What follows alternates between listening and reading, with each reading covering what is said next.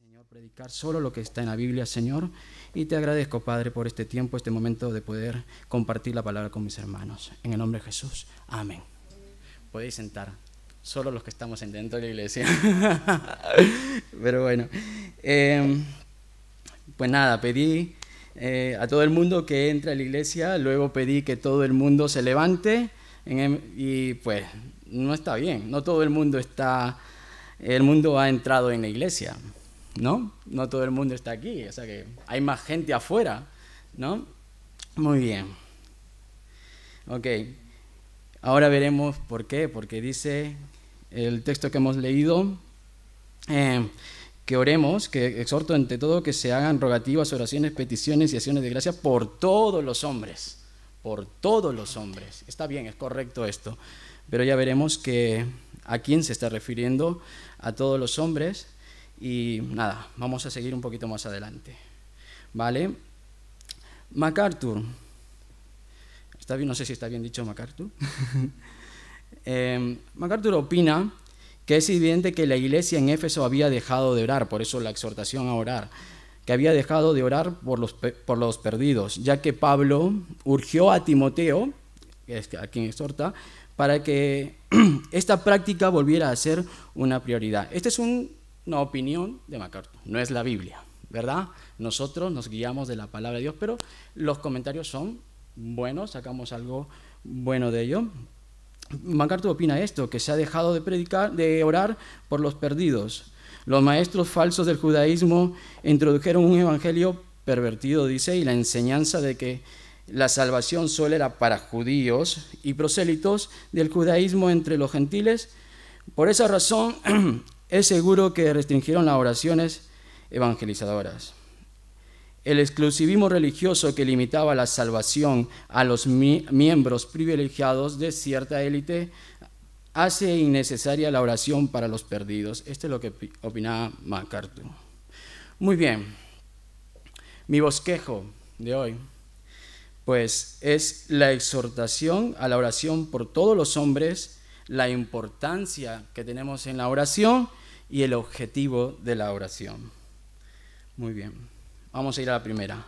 Exhortación a la oración por todos los hombres. Tenemos que orar por todos los hombres. Eso está claro, ¿verdad? En la Biblia no lo podemos cambiar, dice todos los hombres. ¿Vale? ¿Qué más dice en el texto? Por los reyes y por los que están en eminencia. Pablo insta a Timoteo a priorizar las oraciones, súplicas, peticiones y acciones de gracia por todos los hombres. Hay un tema de suma importancia para Pablo, ya que utiliza esta frase, ante todo, dice ante todo. Tiene que ver con la relación de la iglesia en este texto con el Estado. Hay una importancia de la relación de la iglesia en el Estado y Pablo lo pone primero, ante todo. Si las iglesias han de florecer espiritualmente, han de crecer, necesitan celebrar algo, un culto público, como lo estamos haciendo nosotros, ¿verdad? Nosotros necesitamos tener un culto y que sea público, que todos los que están afuera entren, que todos los que están en el mundo vengan aquí a la iglesia. Es necesario predicar el evangelio al mundo y nuestro deseo es que esta iglesia esté abierta y puedan entrar todos, ¿verdad? Porque hay salvación en la casa de Dios. Así que si las iglesias han de florecer espiritualmente, necesitan celebrar un culto público. Pero no se puede celebrar el culto público con todas sus ventajas, como quisiéramos, ¿vale? No lo podemos hacer del todo calmados, no lo podemos hacer de todo sin perturbaciones, sino siempre hay problemas. ¿Vale? Hay problemas, y más con este estado que tenemos, que mayormente, no quiero decir muchas cosas porque aparece en YouTube y en las redes sociales, pero mayormente hay filosofía del mundo, hay enseñanzas que vienen del mundo que no son compatibles con nuestra forma de creer, con la palabra de Dios. Por lo tanto, a veces tenemos problemas por ello. Y estoy hablando en las iglesias en general. Muchas iglesias han tenido que cerrar por causa de predicar correctamente el evangelio, porque han sido perseguidas, porque han tenido problemas con el sistema que hay ahora de filosofía del mundo que no tiene nada que ver con el Evangelio de Cristo. Es más, hay pastores perseguidos, hay hermanos perseguidos, ¿vale? Hay problemas, sí, es verdad. Así que no siempre es perfecto, no siempre es todo felicidad dentro de la iglesia. Tenemos gozo, eso jamás nadie nos lo va a quitar. Gozo de haber sido rescatados por Dios y haber nacido de nuevo y tener una nueva vida. Pero va a haber problemas contra un mundo corrupto. A ver, pero a menos que la iglesia cumpla su deber con el Estado, porque dice que tenemos que orar por los reyes, por las eminencias.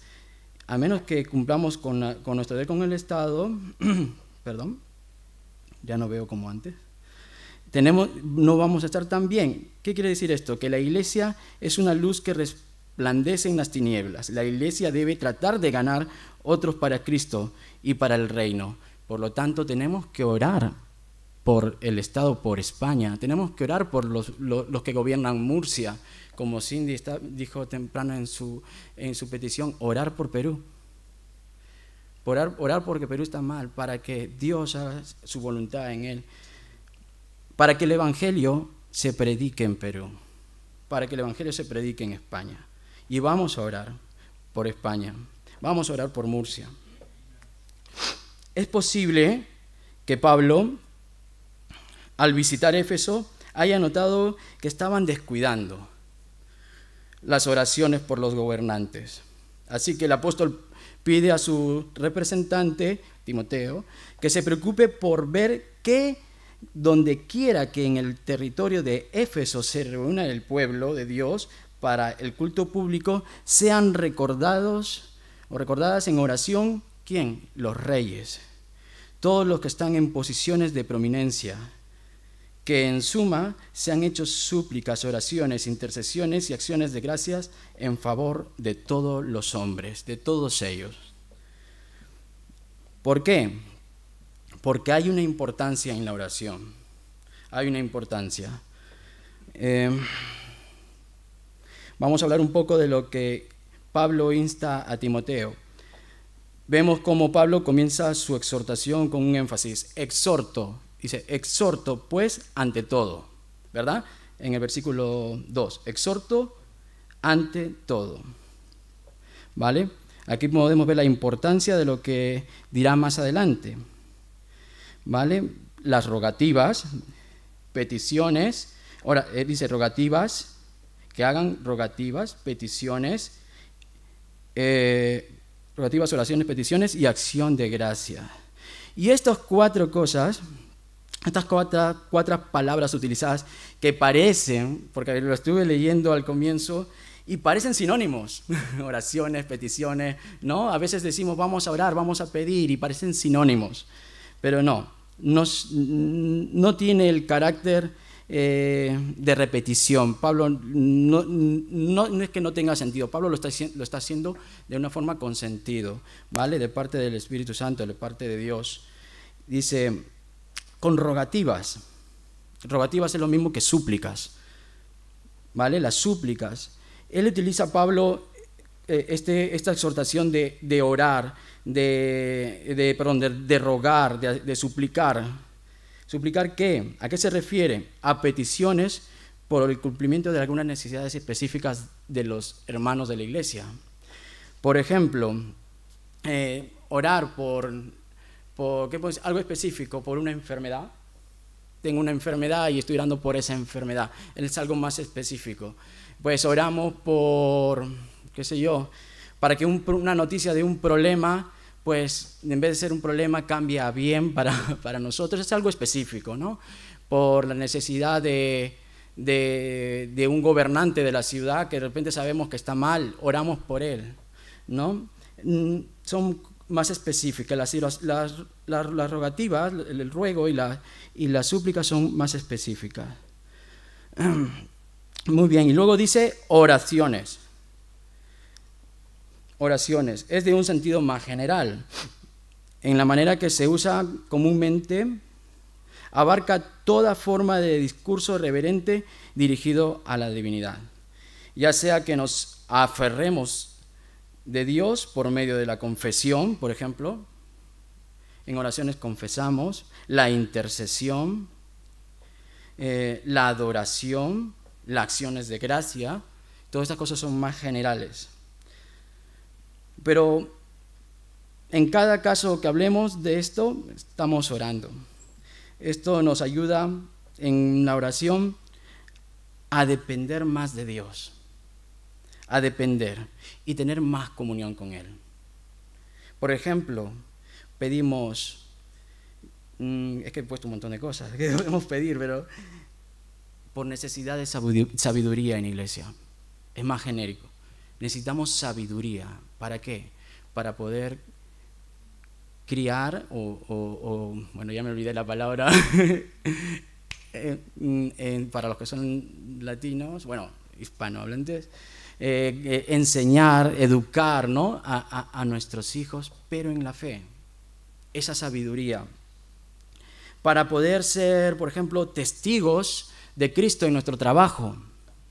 Todos queremos ser testigos, que la iglesia sea testigo, es más general, ser testigos, más justicia de Dios. Hay un montón de oraciones genéricas que podemos hacer, más consagración en la iglesia, que los hermanos y las hermanas se consagren más, que los jóvenes y jovencitas se consagren más a Dios, ¿no?, que crezca su fe. Son cosas más genéricas, ¿verdad? Y luego Pablo exhorta también, aparte de las rogativas, oraciones, a las peticiones, interceder. En la actualidad, nosotros asociamos generalmente peticiones con idea de un ruego a favor de otros. Peticiones. ¿Cómo lo asociamos? Cuando nosotros escuchamos la palabra petición, es rogar por otros, ¿verdad? Una petición, rogar por otros. Bien, esto dentro del marco de la iglesia. Pero va esto más profundo todavía. Lo que es peticiones va más, hay algo más básico y más profundo que en peticiones, en interceder, que es encontrarse con, por ejemplo, reunirse para conversar libremente con, en este caso sería con Dios, de donde significa, por ejemplo, libre acceso. Libre acceso.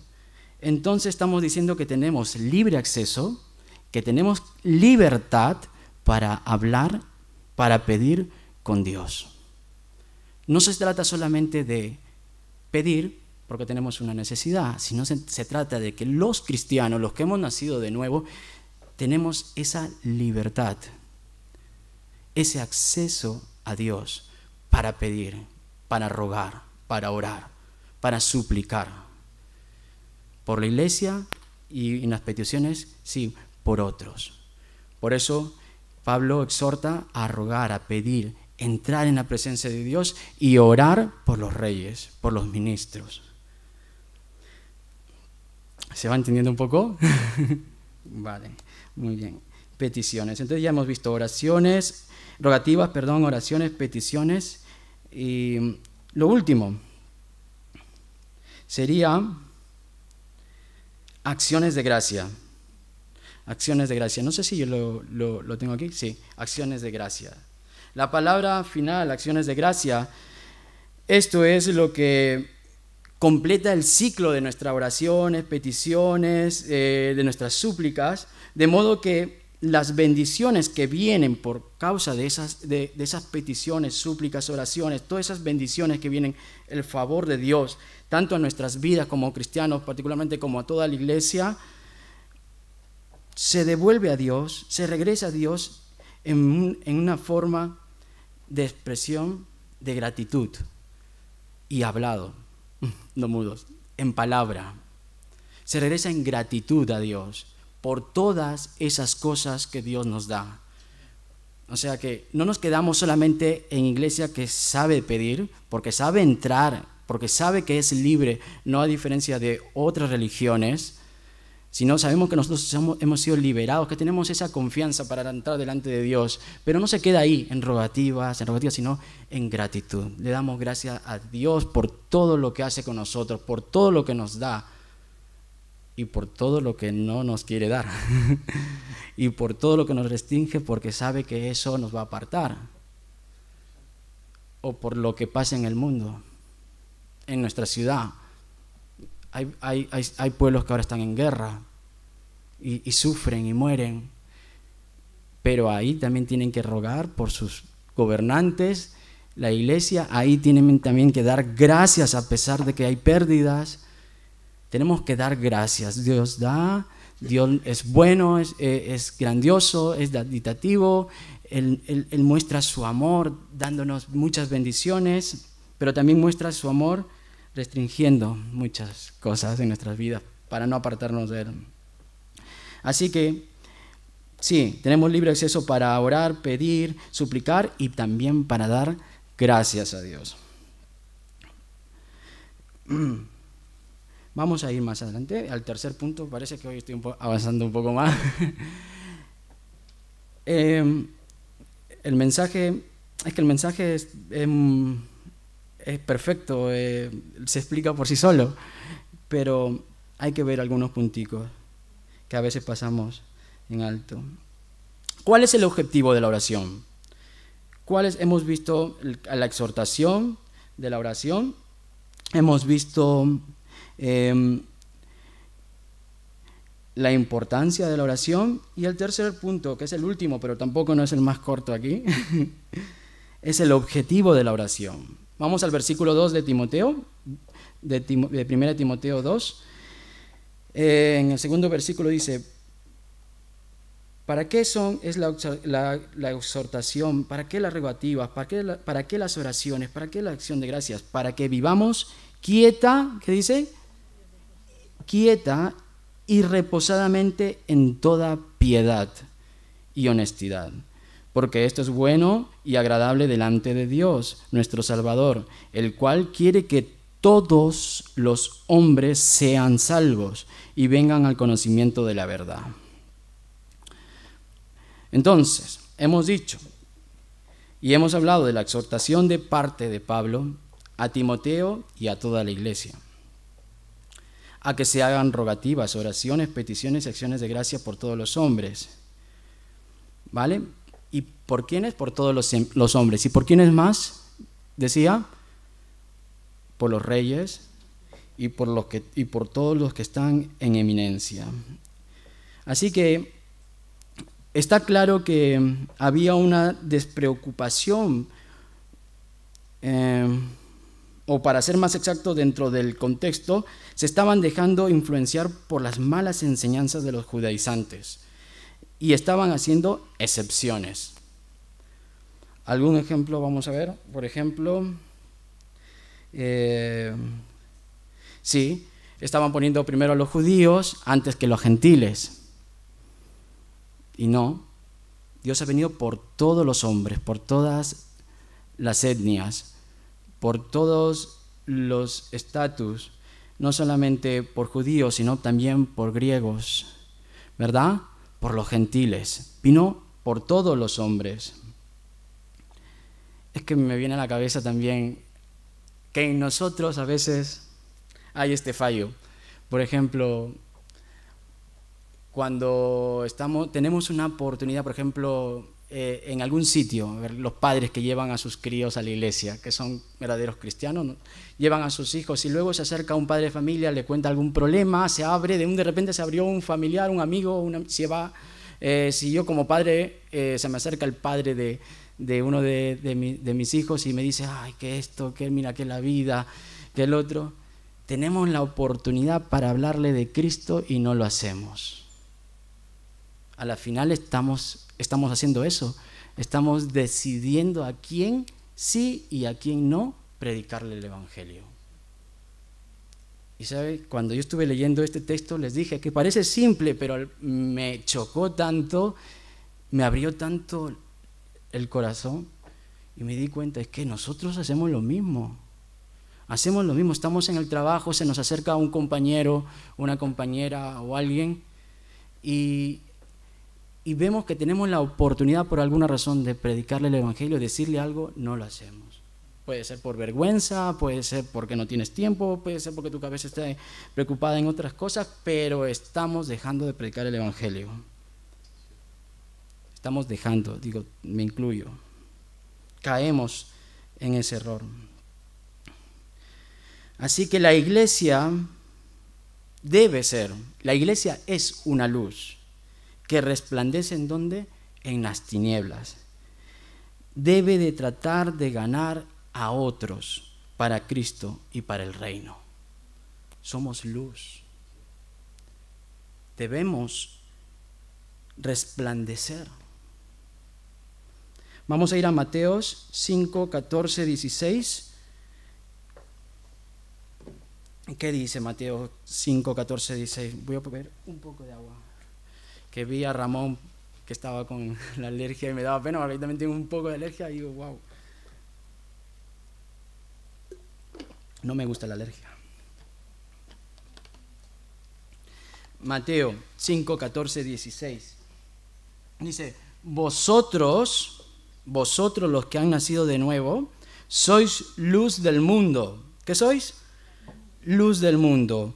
Una ciudad asentada sobre un monte no se puede esconder, ni se enciende una luz y se pone debajo de un almud, sino sobre el candelero, y alumbra a todos los que están en casa. Así alumbre vuestra luz delante de los hombres, para que vean vuestras buenas obras y glorifiquen a vuestro Padre que está en los cielos. A veces yo cuando estoy en la montaña y veo ruidos, escucho en la sierra de Carrasco, escucho ruidos, me subo a una parte alta, pongo ahí el coche de patrulla, enciendo la luz y todos me ven. Y de repente en la sierra un silencio. Solo se escuchan los animalicos y todos los pajaricos, pero ya no se escuchan esas motos que están por ahí dando vuelta, que no deberían estar, que hoy he estado persiguiendo motos, pero se ve. Así deberíamos ser nosotros, luz que se ve desde los lejos, en medio de la oscuridad, que seamos un faro de luz donde la gente pueda ir y guardar su vida. Y es como un barco. Alguien ha vivido en un puerto, es que yo nací en un puerto pesquero, en una playa. Y si es que el faro no está iluminado, pues los barcos se dan contra la playa, contra las rocas que hay ahí que ponen. Por ejemplo, en mi ciudad ponen rocas para que el agua no entre más adentro no salga y entre más a la ciudad, y ponen rocas, y en esas rocas muchas veces se han chocado embarcaciones. ¿Por qué? Porque cuando de noche no hay luz, es que no hay luz. Cuando estás en un barco, en una embarcación, en el alta mar, no ves nada, literalmente nada. Si no hay luna llena, no ves nada. Pero sí se ven las luces desde muy lejos. Así deberíamos ser nosotros. Así debería ser la iglesia. Luz. Bueno, seguimos. La exhortación de Pablo a orar por los reyes, por todos los hombres, por los reyes, por las eminencias. Miren, sea que el emperador en ese tiempo, o bueno, en los tiempos antiguos, sea que el emperador fuera Augusto, Tiberio o Calígula, haya sido quien Vespasiano, Tito, Domiciano, o había reyes, o también había tetrarcas como Herodes, Antipas, Arquelao, etcétera, etcétera, Pedro Sánchez. No me he equivocado. Tenemos que orar, sea quien sea el que gobierne. Aunque en ese tiempo los príncipes, o ahora en la actualidad los gobernantes, nos fallen, debemos orar. Aunque no nos guste. Porque la Biblia dice, nos exhorta a orar. No dice si te gustan, ora. Y si no te gustan, pues pasa de ellos. Exhorta a orar por los gobernantes. Estén equivocados o no, muchos de ellos, muchos están equivocados. Pero tenemos que orar. Imagínate un gobernante que venga a Cristo, que sea el gobernante más malvado del mundo en nuestro país y ese su vida sea transformada para Cristo, imagínate. Así que orar también por Pedro Sánchez, sí. Así que si es que ellos hubieran sido buenísimos, la exhortación no hubiera cambiado. Orad por ellos. Si hubieran sido malísimos, igual, la oración no hubiera cambiado. Orar por ellos. ¿Está claro? Orar, vale. Es un mandato de Dios. Vamos a ir un poco más adelante porque aquí lo tengo. Bueno, tenemos claro, yo creo que ya lo tenemos claro, que nuestro texto en Timoteo, el texto en sí se está orientando a los reyes, a los gobernantes, que no es nada fácil ser luz, ser una iglesia de luz en un mundo difícil, en un mundo donde la filosofía, donde el estilo de vida es contraria a la nuestra, a los que estamos en esta iglesia, por ejemplo.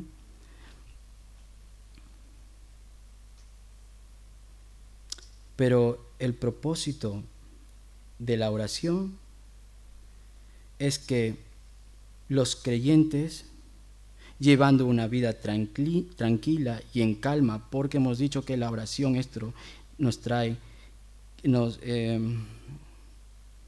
porque he dicho porque esto es, ¿dónde está? Exactamente, para que vivamos reposadamente, quietos. Entonces, vivir una vida que obedece, cristianos que obedecen a Dios y están orando por todos, por los gobernantes, aunque nos hagan daño, por las personas, esto nos lleva a una vida tranquila y calma. Y como iglesia entre los gobernantes en esta ciudad, vamos a ser cristianos que no provoquen nada, perturbaciones innecesarias y puedan conducirse con toda piedad y seriedad ante la gente de afuera, ante los gobernantes, que vean en nosotros dignidad, que vean en nosotros que respetamos a los de afuera. Es que no lo he dicho, que también puede ser nuestros jefes, nuestros jefes en el trabajo.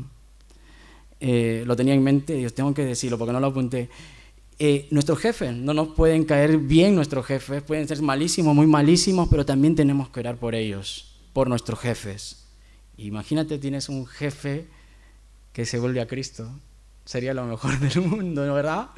No habría nada mejor tener un jefe cristiano y que, pues sí, orar por ellos también, por los jefes, ¿vale?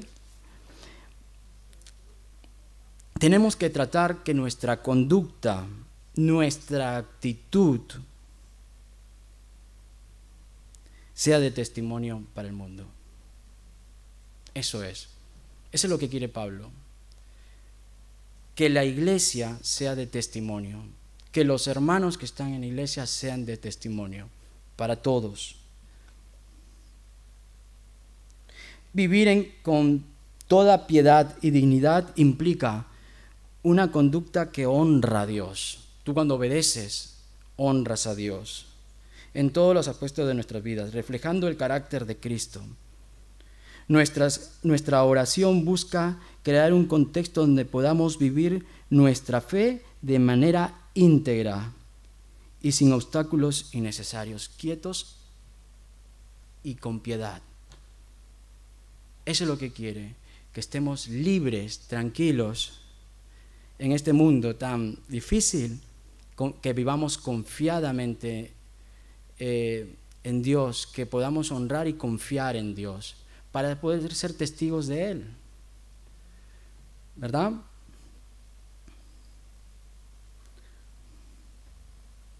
Entonces, ¿cuál es el deseo de Pablo?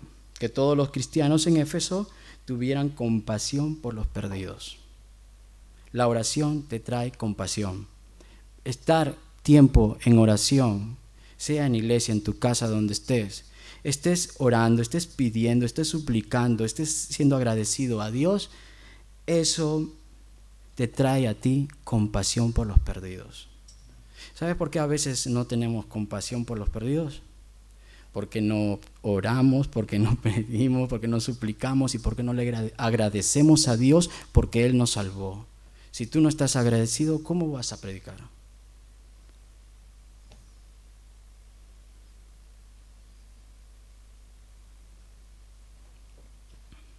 Ese es el deseo de Pablo. ¿Por qué? Porque esto es bueno y agradable delante de Dios nuestro Salvador, el cual quiere que todos los hombres sean salvos y vengan al conocimiento de la verdad. Y cuando decimos todos los hombres, un segundico que se me ha ido aquí. Cuando decimos todos los hombres, estamos hablando de toda raza, perdón, de toda etnia, porque la raza es una, de toda etnia, de todo pueblo, de toda nación, de todo tipo de personas, sean jefes, no sean jefes, sean gobernantes, no sean gobernantes, todos. No tenemos que hacer ni una excepción. ¿Por qué?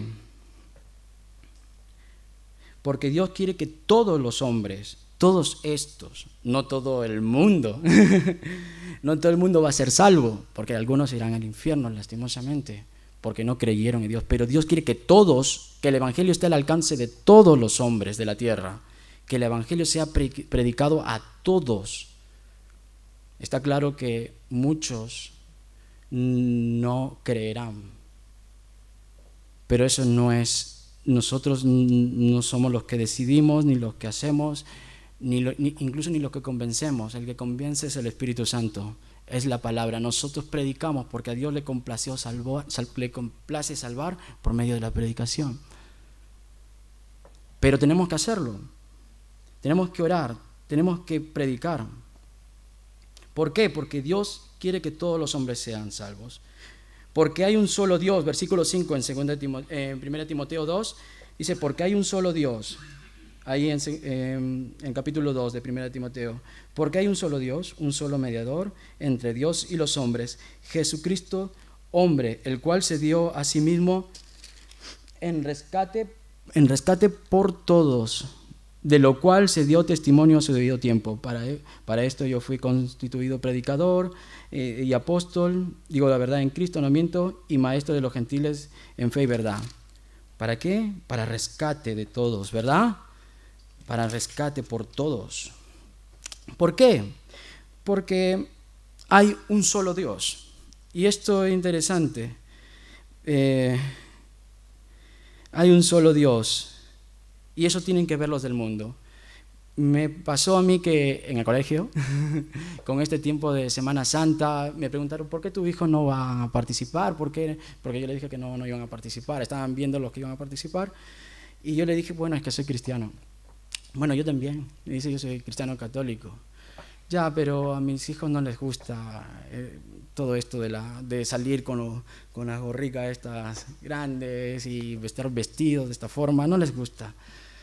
Tendría que haberme yo puesto más y haberle hablado más de Dios y digo, no lo hice. Tendría que haber hablado, solamente le dije, soy cristiano y esto no está bien para nosotros, ya está, pero eso no era todo. Pero luego pensé, yo no soy el que convence a nadie, pero tengo que hablar. Tengo que hablar.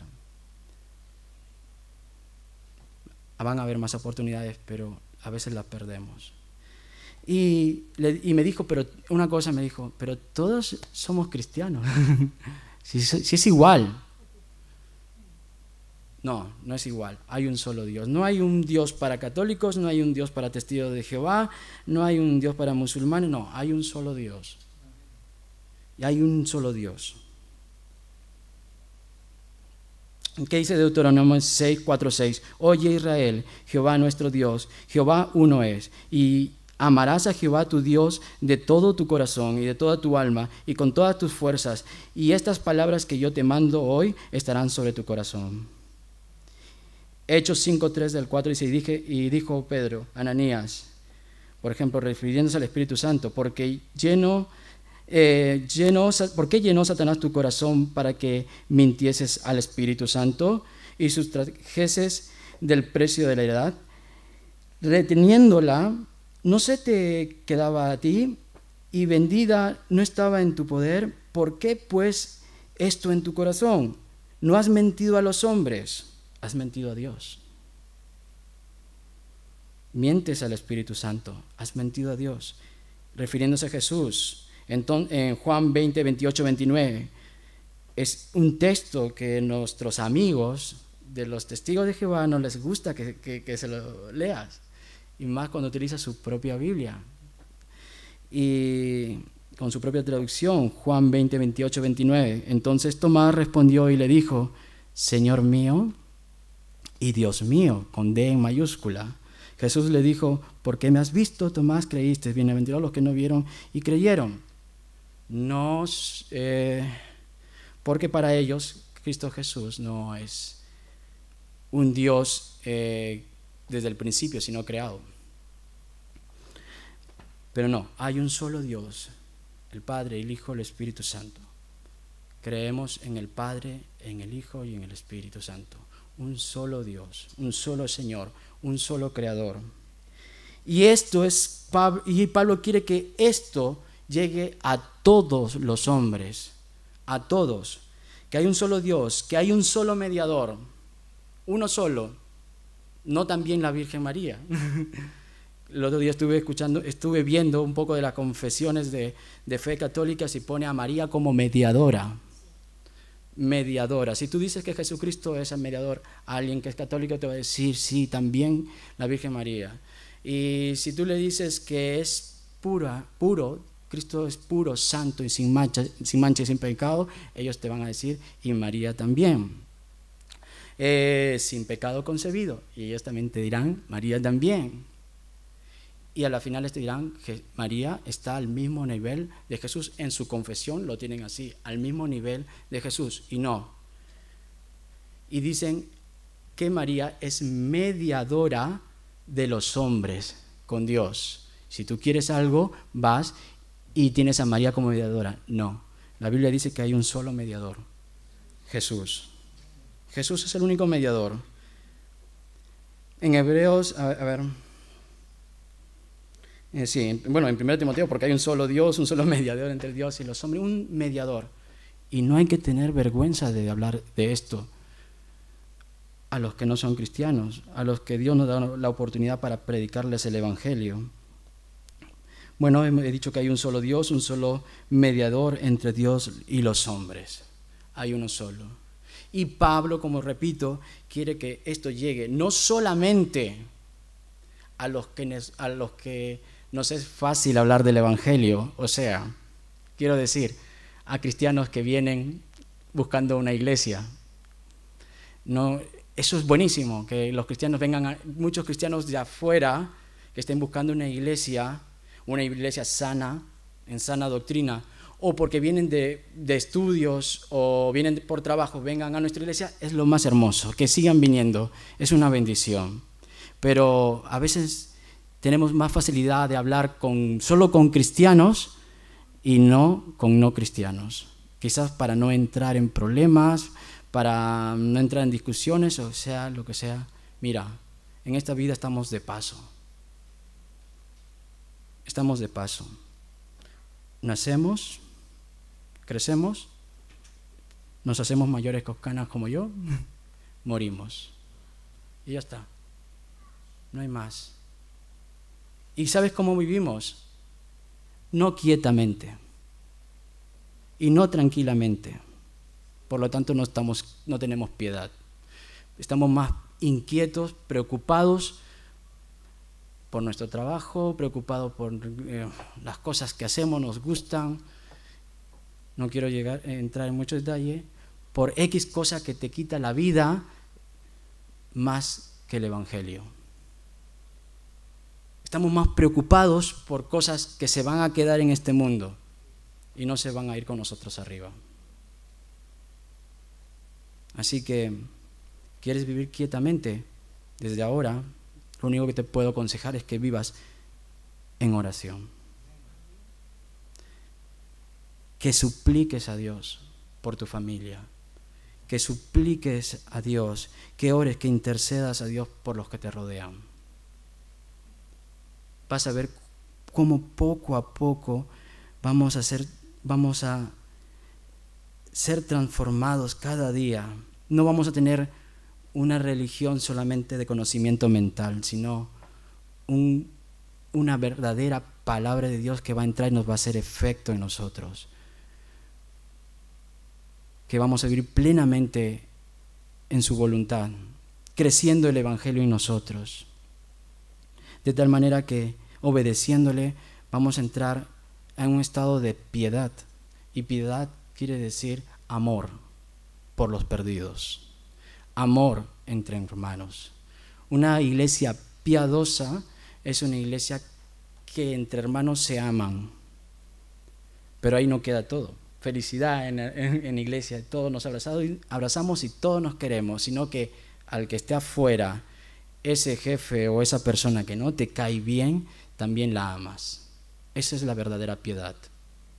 Piedad, una iglesia piadosa, una iglesia conformada por cristianos piadosos, que aman su iglesia, que se aman entre hermanos y que aman el mundo que está afuera perdido. Entonces, ese es el deseo de Pablo, el deseo de Dios. El deseo de Pablo es que no solamente nos preocupemos por los que estamos en iglesia, que no se diga solamente los judíos, sino también los gentiles, todo pueblo, toda gente, da igual si son obreros que trabajan recolectando patatas, como que son dueños de un supermercado, que son presidentes, alcaldes, abogados, lo que sea, da igual. Todos son llamados a orar. Y el deseo de Dios va más allá. El deseo de Dios es salvar a pecadores. Así que voy terminando ya estoy terminando. El deseo de Pablo es que Cristo sea reflejado en la iglesia, en nosotros. ¿Por qué? Porque Cristo pagó el precio exigido por la ley de Dios, pagó el precio en la cruz, murió y resucitó. Él se sacrificó en la cruz por los pecadores. Ese acto trajo satisfacción delante de Dios, porque Él se dio a sí mismo como un rescate. Porque hemos visto el versículo 6, el cual se dio a sí mismo en rescate por todos. Él mismo se dio como un rescate que sustituye al pecador con su obra de salvación, con su sacrificio. Tito 2:14 dice, quien se dio a sí mismo por nosotros, para redimirnos, en Tito 2:14, ¿vale? Para redimirnos de toda iniquidad y purificar para sí un pueblo propio, celoso, ¿de qué? De buenas obras. La salvación viene de la mano con buenas obras, que muestran las marcas de ¿quién? De Cristo, en nuestra forma de vida. El Evangelio es una buena noticia. Es una buena noticia que tenemos que predicar cada uno de nosotros. Sabemos que para algunos es mala noticia. Es mala noticia. Porque comienza con la mala noticia, que Dios es justo, perfectamente y verdaderamente justo. Y que hay un juicio y va a juzgar a los pecadores, y los que no son de Él, los que no son suyos, van a ser juzgados y enviados al infierno. ¿Por causa de qué? De su pecado. Siendo todos esclavos del pecado, van a ir al infierno. Pero Dios, en su infinito amor, envió a su Hijo, que se hizo hombre, y como hombre recibió en sí mismo todo el castigo eterno de la justicia, la ira de Dios, que merecen ¿quién? Los pecadores. Él lo cargó, Él lo pagó, Él lo sintió en sus carnes, en sus huesos y en su interior. No fue un cobarde que lloraba porque le estaban castigando en la cruz. No, no fue un mártir como un simple mártir. Y estamos agradecidos por esos mártires que dieron la vida por predicar el Evangelio. Pero él no. Su sufrimiento fue que él, siendo justo, se hizo pecador. Él era justo. Él no conocía nada más que la justicia en su ser. Conocía el pecado de los hombres, pero él era justo. Su sustancia era justa, perfecta, pero él se hizo pecador. Ese hacerse pecador fue algo duro para él, algo que jamás entenderemos. Pasarán eternidades y no lo entenderemos, el dolor que él tuvo por hacerse pecador por ti y por mí.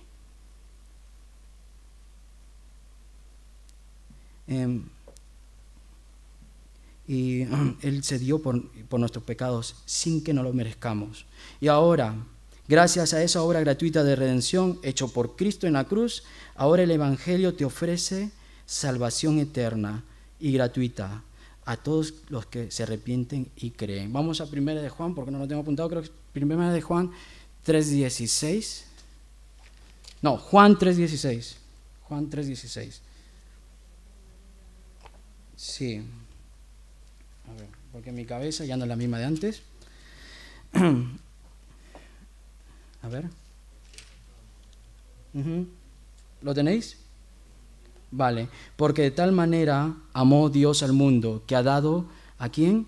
A su Hijo unigénito, para que todo aquel que en Él cree no se pierda, mas tenga vida eterna. Entonces, el Evangelio es un alcance para todos los hombres. ¿A quiénes tenemos que predicar? A todos los hombres, a todo el mundo. Y la salvación se hace efectiva para los que creen en Él.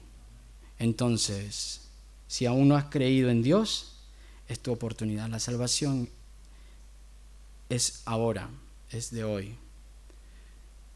Dios quiere salvar tu vida hoy. Dios quiere que tú caigas rendido a sus pies hoy. ¿Nos ponemos de pie? Dice, cuando una persona viene a Cristo en arrepentimiento y fe, todos sus pecados le son perdonados, porque ya Cristo pagó por ellos el precio de la cruz del Calvario. Pero también la justicia perfecta de Cristo es puesta en su cuenta por medio de la fe. El que no conoció pecado, Dios lo hizo pecado para que nosotros fuésemos hechos justicia de Dios. Dios quiere que prediquemos a todo hombre, sin excepción. Así que acuérdate, cuando estés en tu trabajo, en el colegio o donde estés y tienes la oportunidad de predicar el Evangelio, pídele a Dios, con libertad, como hemos visto, porque con libertad eso es tenemos entrada libre, ¿se acuerda? Pídele que te ayude a hablar de su palabra, porque tenemos que estar agradecidos de que Él nos salvó, nos rescató. ¿Y cómo podemos estar agradecidos? Predicando el Evangelio. Señor, te damos gracias por tu palabra, Señor.